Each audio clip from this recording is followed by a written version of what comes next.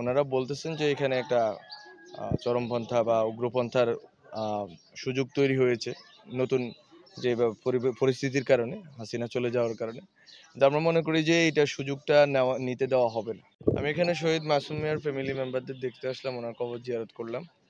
তো আসলে বাংলাদেশে গত জুলাই আগস্টে যে গণ অভ্যুত্থানে যে যারা শহীদ হয়েছেন তাদের তাদের আসলে আত্মত্যাগের বিনিময়ে আসলে আমরা আজকে দায়িত্বে আছি। আমি আজকে একটি গভর্নমেন্টের মিনিস্ট্রিয়াল রোলে আছি। আর বাংলাদেশ দ্বিতীয়বার মতো মুক্ত হয়েছে, স্বাধীন হয়েছে। তো আসলে আমি মনে করি যে আসলে আমাদের যেই ঋণ আছে শহীদদের প্রতি, এটা আসলে আমরা শোধ করতে পারবো না, কিন্তু আমরা তাদের সাথে সম্পর্কটা রক্ষা করতে পারি, তাদের পরিবারের সাথে সম্পর্কটা রক্ষা করতে পারি। তাদের যে স্পিরিট আছে, যে স্পিরিটের কারণে আওয়ামী লীগ সন্ত্রাসীরা তাকে, আমি শুনতে পেলাম ওনাকে হচ্ছে মেরে ফেলছে, লিঞ্চিং করে, মব লিঞ্চিং করে মেরে ফেলছে, সবাই মিলে একসাথে পিটিয়ে। তো আমার কাছে মনে হয়েছে যে এটা এইভাবে যে সন্ত্রাসী কায়দায় খুনগুলো হয়েছে এবং নিপীড়নগুলো হয়েছে, এবং আমাদের এখনো কয়েক হাজার আহত এখনো হাসপাতালে আছেন, বিভিন্ন জায়গায় তাদের সুস্থ হতে আরও সময় লাগবে, দীর্ঘ সময় লাগবে। তো আসলে এই যে এই আত্মত্যাগটা আসলে বাংলাদেশের রাজনৈতিক যে ভবিষ্যৎ, এই ভবিষ্যৎ নির্মাণের ক্ষেত্রে আমাদেরকে মনে রাখা উচিত যে এই আত্মত্যাগটা ছিল মূলত বাংলাদেশে নতুন একটা রাজনৈতিক বন্দোবস্তের জন্য, যাতে এই নিপীড়ন, এই অত্যাচারগুলো না থাকে, এবং রাজনৈতিক যে সংস্কৃতি আছে সেই সংস্কৃতিতে যাতে এই মারপিট, সন্ত্রাস, চাঁদাবাজি এগুলো না থাকে। তো শহীদদের এবং আহতদের আত্মত্যাগের এই যে চেতনা আছে, যে স্পিরিট আছে, এটাকে যাতে বাংলাদেশের জনগণ ধারণ করে, বিশেষ করে রাজনৈতিক দল এবং দলের নেতৃবৃন্দ ধারণ করে, এটা আমরা আশা রাখি। এবং আমরা জানি এই যারা শহীদ হয়েছেন, আহত হয়েছেন, এখানে যারা অপরাধী আছে তাদের বিচার কার্য শেষ করে যেতে পারি।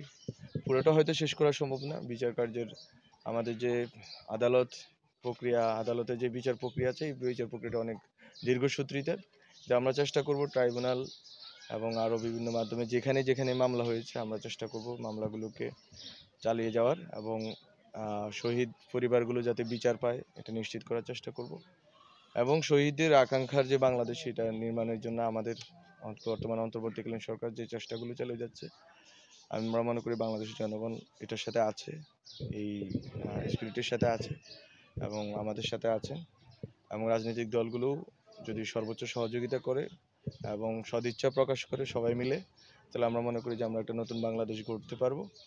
অন্তত পুরোটো কাজ না হলেও আমরা অন্তত ভিত্তিপ্রস্তরটা স্থাপন করে যেতে পারবো, এবং শহীদদের আত্মত্যাগের বিনিময়ে যে নতুন বাংলাদেশের স্বপ্ন, তারাও হয়তো দেখেছেন, মৃত্যুর পূর্বে হয়তো ভেবেছেন যে বাংলাদেশে ওনাদের আত্মত্যাগের বিনিময়ে হাসিনার বিদায় হবে এবং নতুন বাংলাদেশ হোক।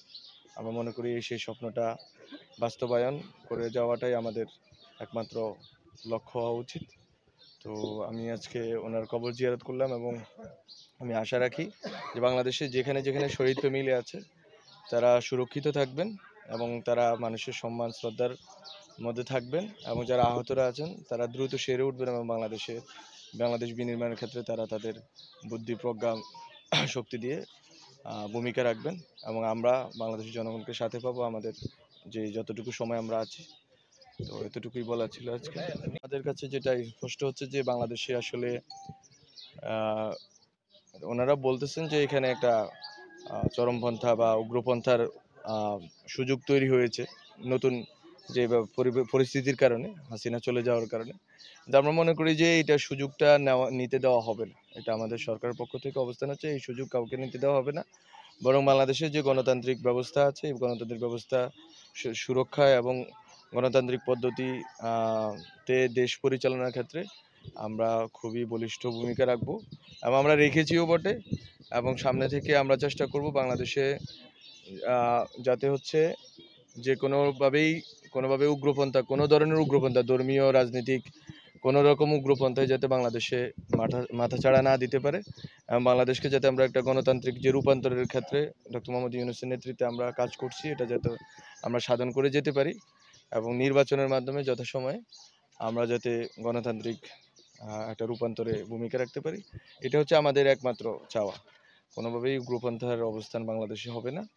আর এক্ষেত্রে সরকার আহ, আলোচনা আহ, করেছে, অনেক সময় সতর্কতা দিয়েছে, কিন্তু আমরা মনে করি যে আমরা যদি দেখি যে আসলে আহ, আলোচনা এবং আহ, সতর্কতার মাধ্যমে সমাধান হচ্ছে না, তাহলে আমরা হার্ডলাইনে যাব এবং সেটা খুব শীঘ্রই যাব। যদি আমাদের সেই পরিস্থিতি আসে এবং আমাদের কথা যদি বিভিন্ন কমিউনিটি যদি না শুনে এবং আমাদের সাথে যে ডায়ালগের সম্পর্কটা যদি রক্ষা না করে, একটা রাষ্ট্রের যেই সুযোগ অনেকেই পেয়েছেন, কিন্তু সুযোগের যদি সদ্ব্যবহার না করে যদি কেউ সুযোগের যদি দুর্ব্যবহার করেন এবং যদি সুযোগ কাজে লাগিয়ে যদি দেশকে অস্থিতিশীল করার চেষ্টা করেন, আমরা অবশ্যই হার্ডলাইনে যাব।